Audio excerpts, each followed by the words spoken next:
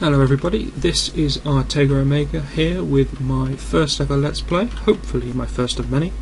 I'm going to be playing through Die Langreise. It's one of my personal favourite games, but it's a game that I expect very few people are going to know. So hopefully we'll be able to introduce some new people to this wonderful game, and maybe you'll pick it up and play it for yourself, who knows. This is your little introduction clip. Personally, from watching this, I haven't a clue what's going on. If you can read the story from this alone, then you are a better man than I am. So I'm going to properly end that, and we'll just plough through the game, because that explains the story in a much more fluid and much better way. Goddess of Light, she doesn't have much of a role to play in this. She's more of an introduction character. Explain how the game works, but there is quite an interesting fact at the start of this game, in that you get to create your own character through taking a character creation quiz. And the idea, as she's explaining there, is that you answer each of the questions honestly for your own personal feelings, and from that it tries to discern what your hero would be like. It's quite a nice little feature. You can of course play this system to get exactly what you want and make all the correct choices to get the best hero possible, but I'm just going to answer things honestly. That's what the game intended. That's the way I'm going to do it. So while resupplying, your enemy has launched a surprise attack. What will you do? Now the answers, you can kind of read in what's going to happen here. If I select retreat, then maybe I'm going to become a bit faster. If defend is obviously going to give me high defense, counter-attack is probably going to give me some attack points. It works the system kind of like that. There are some more important questions as we go through this. Sometimes they don't come up at all, sometimes they do, and they can influence the story later on, quite surprisingly.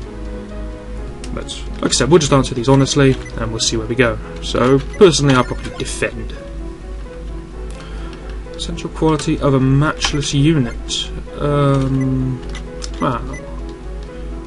I've been a big fan of the power. Let's probably say mobility. What do I like at my next house? Ah, now this one. I know that this one's an important question. Because if you go for the salty brine of sea air, then you get to become a pirate. It's very good prospects there as a pirate, but if we're answering honestly, that's not my option. If we're answering for the best unit, that's not my option. Personally, probably a soft breath of spring. That's quite nice. What should an excellent army possess? Yeah, let's stick with the defence. Most strive to attain in life. Wealth's obviously going to give you more money, but it's certainly not that. I'm guessing that knowledge is something magic and power is more attack. But knowledge is my honest answer. That probably doesn't work very well with what I've gone with already. But ruler of a nation. Decisiveness. That's probably most key there. What do I require of myself? Judgment. I look for an ideal unit. Okay, so I figure that'll make me stronger, that'll make my troops stronger. I haven't explained this yet. I am a commander of an army, so I will personally be fighting alongside my underlings, but they're very important. It's not like they're just going to be cast away and I can handle everything myself. I do really need their assistance. Probably go for a select few there. I don't want to completely crowd the screen with units. Protect homeland, I think. And I become a knight. That is most acceptable.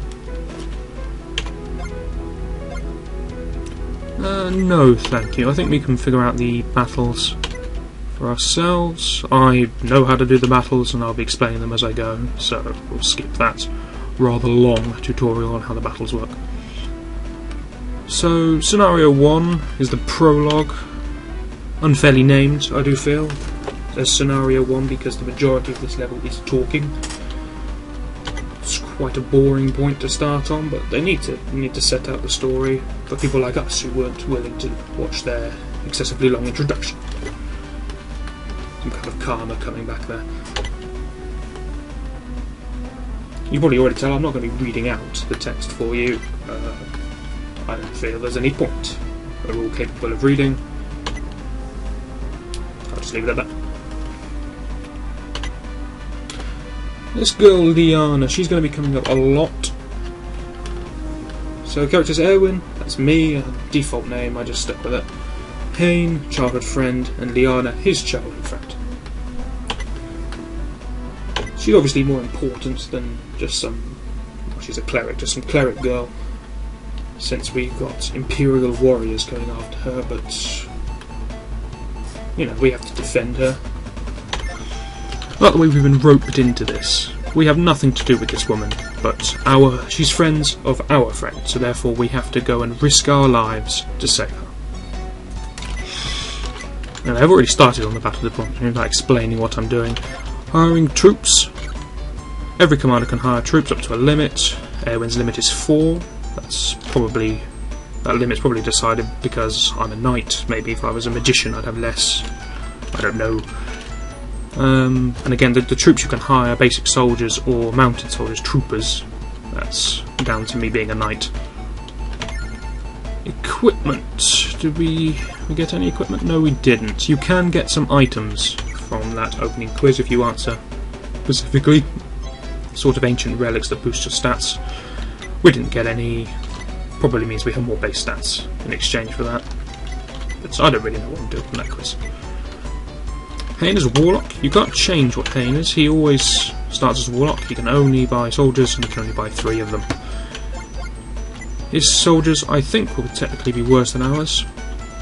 Important stat in this game. If you look at the, I suppose, the bottom right of that box, on the right-hand side, you'll see there's an A and a D score. Attack and defense.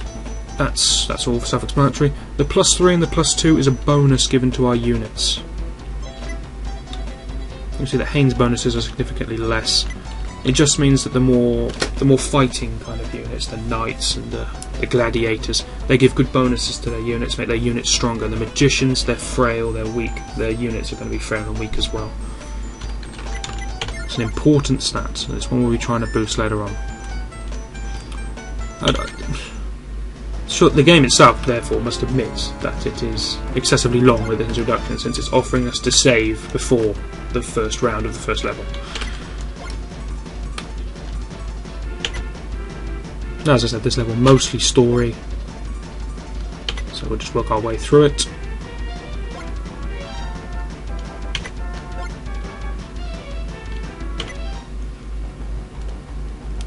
The introduction to this gave us our win and loss conditions. We need to stop Baldo, who is the man who's about to break into that house. If he dies, then we win. I think we have to kill him, maybe we just have to block his exit, I can't remember. But if he kills us, or if he escapes, then we lose. Leon here, he gets a fancy portrait, you know that means he's going to be strong. He is, I believe, a royal knight, a very important person, very powerful person. Certainly someone that we don't want to be messing with.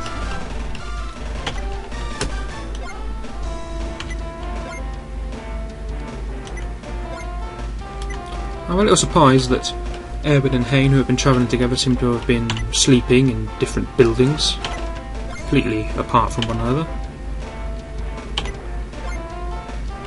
Not sure what their adventures and their travels were supposed to be up to this point, since they are both level 1 basic classes. They obviously weren't very successful in whatever they were doing. Let's take a look where the enemies are. So there's Baldo, he's our target. There's the people we desperately want to avoid. A couple of civilians dotted about the place. And that's what's that? Yeah, it's just a generic commander who doesn't even warrant a name. Just commander and commander's soldiers. So we need to work our way towards those, I suppose. Every unit has options of what it can do. Move, obviously moves. You can both move and attack in the same turn. There is nothing to prevent you from doing that. Magic, I doubt Erwin's got any magic. Oh no, yes, he's got an incredibly large amount of magic. That's not normal for a knight. That must have been my answers on the quiz have resulted in that. You can't move and do magic, unfortunately. If you do magic, you stay still. Rally, that's self-healing, treating your own wounds. Oddly named, but we'll get used to it. Orders, that's a computer assistance. However you have that set, it will control your underlings for you. I'm going to set them both to manual, so I get to control my own units, because I don't trust the AI one bit. As you will see, we will be exploiting the AI to no end in this game, and if the AI is that easily exploited, we don't want it controlling our own units. Generally a good idea to keep your soldiers near their commander. If you look at Erwin on his horse there, you'll see he has a little blue, I don't know, diamond I suppose, around him. So long as his units are within his diamond, they get those bonuses I was talking about earlier. That's little +3 attack and +2 defense bonus. You can see at the bottom of the screen there, when I hover over the trooper. So long as you're within their radius, you get your bonuses, and they are very important. It may not look like much, but if you consider their soldiers have got the same stats as yours, but if you can give yours a little extra bonus in attack and defense, then that's where the advantage comes from. And that's why these two people are going to just sweep their way through a whole Imperial army. Not in level 1, but we will. Because that's the end of our turn. You can save the game, load the game as you're going along. I'm going to try and do this without excessive saving and loading, without any save stating. All the levels should be possible if you just play through them, save at the start of a level, and then if you complete it, save at the end. So I'll try to do it like that. I don't like this idea of constant reloading just because the fight didn't work out the way you wanted it to. I think it detracts from the game. That's personal. I mean, if you want a perfect game with flawless victories non-stop, then you're welcome to exploit save states to your heart's content. You'll see that Leon, he's an enemy, he's an Imperial Knight, but he is a knight, he's quite honourable. He's not going to go around slaughtering civilians who just look at him funny. And he's quite ashamed of his job here, of kidnap. Quite excessive, I do believe. The Imperial Army sending its finest knight, his personal assistant, and what looks like quite a skilled fighter, to kidnap one cleric girl in a town that has no defence. It seems a little out of proportion, but obviously that means she's a very important person. I don't think we're supposed to know that she's important yet. I don't think the introduction explained any of that.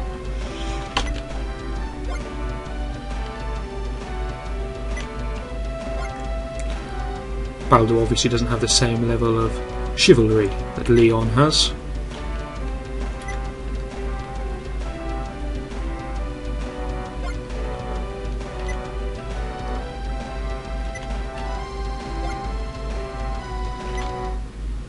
Though he is incredibly scared by Leon, so that's always a benefit.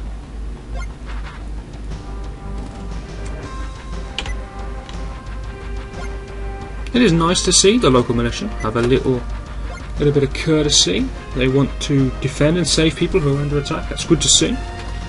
Very rarely do you see any sort of policing force actually defend people from the main enemy.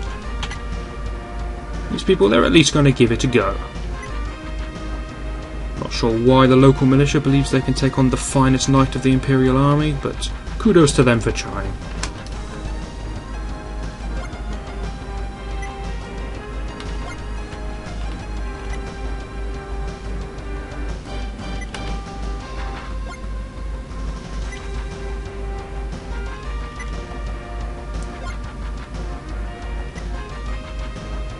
Yes, wise words, do not get careless, as he charges blindly towards the two people and their army of horsemen lying in wait. This will be the first fight we'll be witnessing though. However, it's going to be saved for next time, for we are nearing YouTube's new 15-minute time limit. So I'm going to cut the video off here and we'll resume next time with our first fight.